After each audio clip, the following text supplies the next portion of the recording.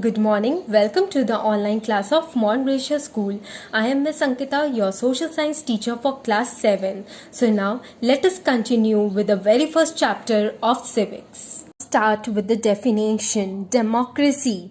Democracy is a form of government in which the ruling power, that is they are saying about the rulers, okay, is vested in the hands of the people, and the government are answerable to the people who can change it through constitutional means. Okay. Now, dictatorship, a form of government in which all powers are vested in the hands of a single person. In democracy, the power is vested in the hands of the people. Okay. But here, the power is vested only on a single person. Okay, you can see dictatorship in China. Okay, there all the powers are vested in the hands of a single person. Okay, we'll be discussing these terms in details in this chapter. Okay, now see, there are basically two types of democracies. First is direct democracy, second is indirect democracy. First one, direct democracy. This is the oldest and the real form of democracy in which the people directly participate in managing the affairs of the state. Now, as they are saying that people directly participate here in managing the affairs of the state, that means the population must be less. That is why it is possible for all the peoples to participate directly in managing the affairs of the state. Okay. Such a form of democracy existed in the ancient Greek city-states. These city-states used to have very less population. As I told you all, there must be small population. Therefore, all the adults could participate in the affairs of government. Okay.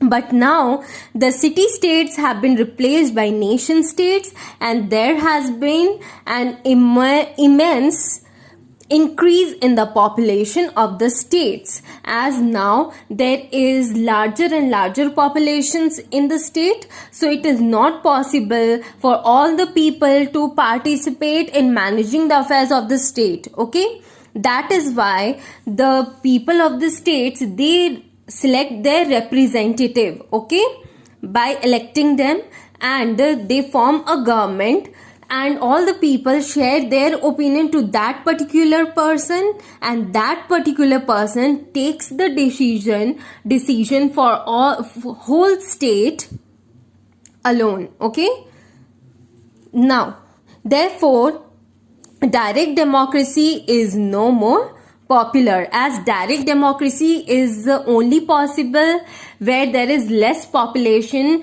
so that all the peoples can directly participate in managing the affairs of state. But now, as the states have been replaced by nation states due to the increase in the population of the state, therefore direct democracy has been replaced. Okay, now we will be seeing indirect democracy. Now, indirect democracy is also known as representative democracy.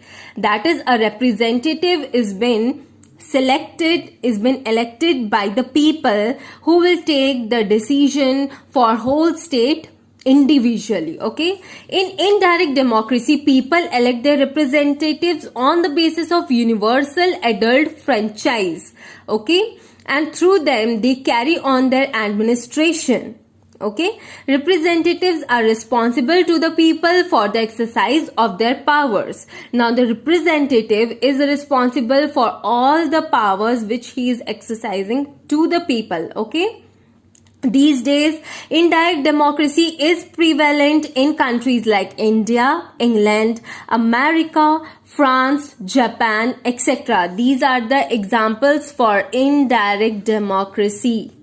Okay, the countries who are prevalent to indirect democracy. Okay, now in the next video I will be starting with origin of democracy.